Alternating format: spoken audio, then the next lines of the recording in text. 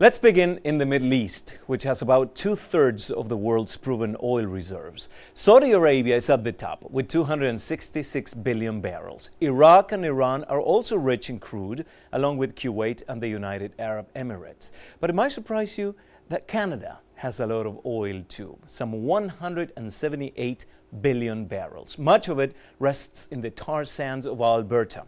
It is a gigantic strip mining operation. Environmentalists call it a disaster, leaving behind toxic chemicals, stripping forests, and contaminating the water supply. Now, let's go south to Venezuela and parts of Mexico. Much of their oil, like Canada's, feeds the voracious appetite for crude in the United States, which is the world's biggest consumer of oil. Yet, did you know that the U.S. has some 21 billion barrels in reserve? So why doesn't it produce more?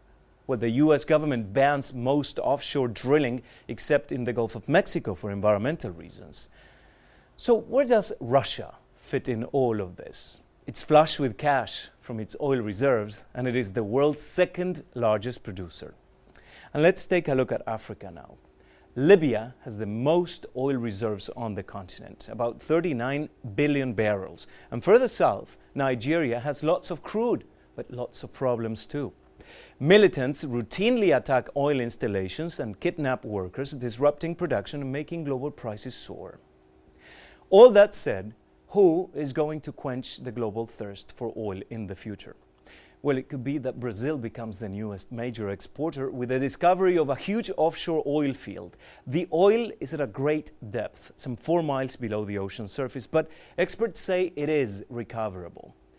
And that may be the future for oil, going to great extremes to get it out off the ground.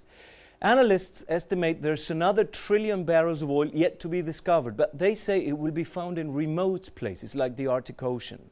So it's going to cost a lot of money to get it from the ground into your fuel tank.